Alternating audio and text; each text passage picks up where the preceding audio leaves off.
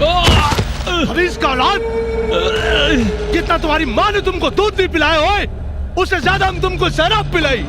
और आदमी की माफिक नहीं, कुत्ते की माफिक, कुत्ते की माफिक तुमको गोश्त खिलाई होए। ये खान सब माफ कर सकता है, लेकिन नाकामी नहीं। मला माफ कर भाऊ। अरे मी काय करणार? मूर्ति चुराने वाला था कि अचानक मानुष टपकला और चिट्टे के माफिक मूर्ति लेके फुर्र हो गया। 20 आदमी, 40 निगाहें, फिर भी कोई मूर्ति को चोरी करके ले गया। ओए, कोई तो है, कोई तो है खबीस का औलाद जो ये खान के साथ खेल खेल रहा है। कार हिम्मत जो आपके साथ खेल खेलती। ओए बंगाली खान, उस मूर्ति का कीमत या तो हमको पता या फिर उस मंदिर के पुजारी को। बुढ़ौंदा, हमको तो लगता है मंदिर के पुजारी ने ही कांडगोल किया है। ओए, ये खान अपना चाहत के वास्ते खुदा को भी नहीं बख्शता, फिर इंसान का क्या वजूद है? के बड़ा हो तू लोग? ओए पुजारी, बोल मूर्ति कितने है? बोल। अगर मूर्ति नहीं मिली तो तेरी खोपड़ी में सारी गोलियां भर दूंगा। हमरा कुछ नहीं के पता। अगर पता भी रहित ना तो ये तोहरे जैसन गुंडन के कबो ना बताई। और बता दो पुजारी। ना बताई। बाबूजी, छोड़ो हमने बाबूजी के। बाबूजी, छोड़ो हमने बाबूजी के। मैं छोड़ दिया। और छोड़ो। बाबूजी, रुक, तू कितने जान दी है? अरे छोड़ शैतान, छोड़ हमरा बेटी के। छोड़ पुजारी, या तो अपने भगवान को छुपा ले या तो अपनी बेटी की इज्जत बचा ले। बाबूजी, अगर मूर्ति नहीं मिली ना तो तेरी बेटी का चीर हरण करने से तेरा कृष्ण भी नहीं बचा सकता। चलो। बाबूजी, बाबूजी, छोड़ो मुझे। छोड़ हमरा बेटी के शैतान, छोड़ हमरा बेटी के, छोड़।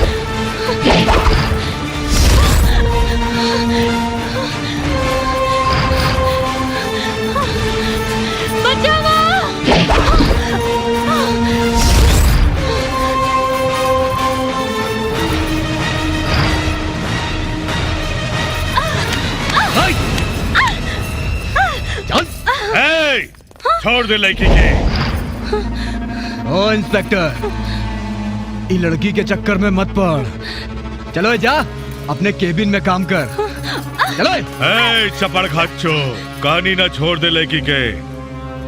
देखो रे, चल निकल।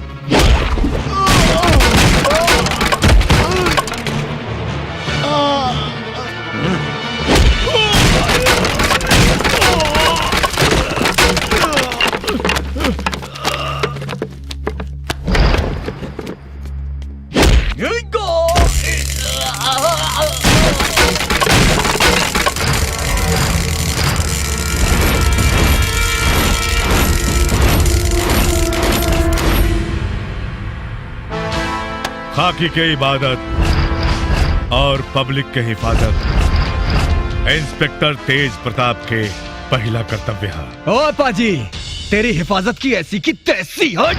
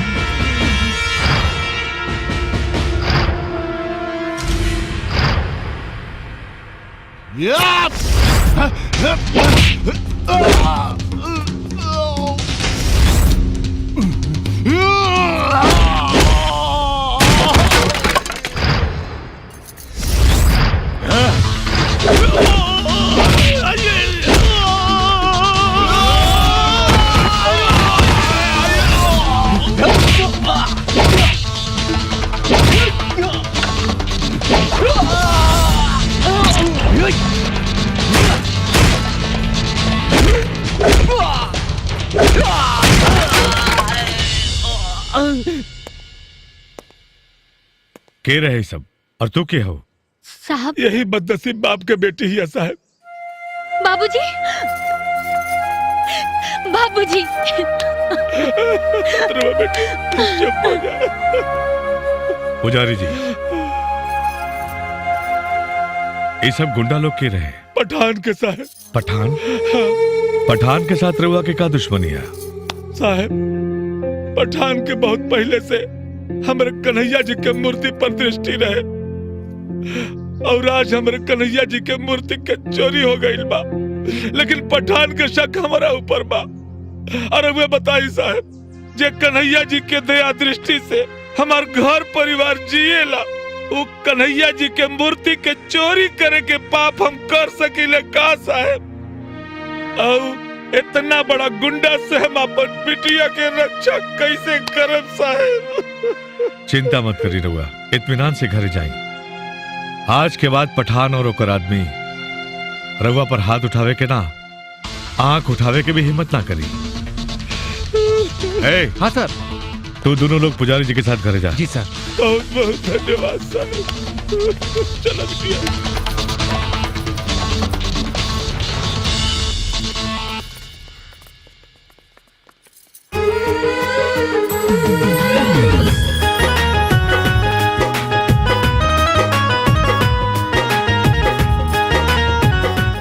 सर, ये केस के बारे में राहुल का राय बा। पुजारी जी तब मूर्ति के चोरी नहीं खन कैले और पठान के पुजारी जी पर हमला, मतलब मूर्ति पठान के लगे भी नहीं के, तो आखिर मूर्ति बा केकरा लगे? जय श्री कृष्ण, जय श्री कृष्ण।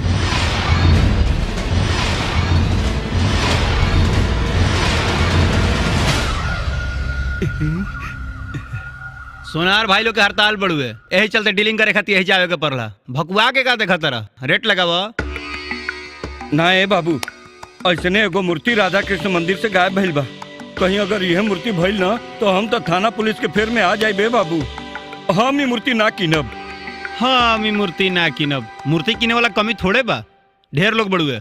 चली भगवान जी। अरे सुना था,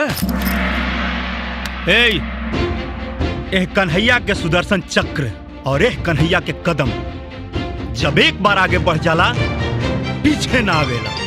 जोन कहे के बहने आके कहा। ए बेटा तो हम ही आ जाता नी। देखा बेटा, इनका लेके तू कहीं चल जा, इनकर खरीदार पटना बाजार में केहू ना मिली। अरे ये सब चीज गांव देहात में बिकाला। एगो काम करो, हमार समधी आरा जिला के सलेमपुर गांव में रहले, सोना चांदी के दुकान बा उनकर। चल जा, तो और सारा समस्या के हल हो जाए। इतना मेहरबानी के कारण कारण का बेटा, तू जे इनकरा बेचबो तो 10% कमीशन हमरो न मिली। वाह, सही कहल गइल बा। सोनार भैया लोग तो अपना बाबूजी के ना होला, तो ये अपना समधी के कहां से बुझी? आरा सलेमपुर, आरा सलेमपुर, छूटे वाली है गाड़ी, जल्दी आरा सलेमपुर, आरा सलेमपुर। ए, केकर मुरई हो? हमार ह, का बात है? मुरई हटावा, बैठे के बा। पीछे वाला सीटवा पर बैठ जाना, खाली है तो बा। हटाइबा की ढेर बतियाइबा?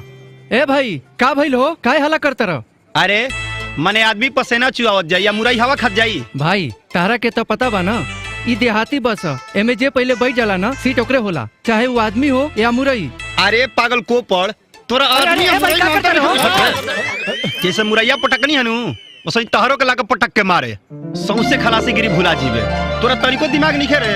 आदमी के बैठे के सीट निखे, आ मुरई सीट पर लेके चलता रे। आ ढेर कानून बतियेबे नु तब वही धके कूट दे। ससुर माल गाड़ी बना के रखले बड़े बांस के। ए, ये हमार सीट है। काहे बे? ए पे के तोहार नाम लिखल बा। बताओ एकरा के हमार सीट है कि ना? देखो भाई, हम पहले ही कहले रहनी, जे पहले सीट छे की सीट ओकरे होई। कुछ ज्यादा ही कानून को हतर तू। बताओ तनी।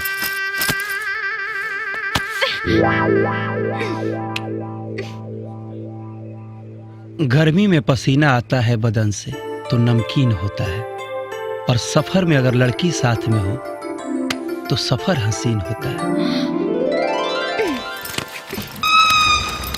कहाँ की टिकट चाहिए हो? अच्छा पैसा निकालो।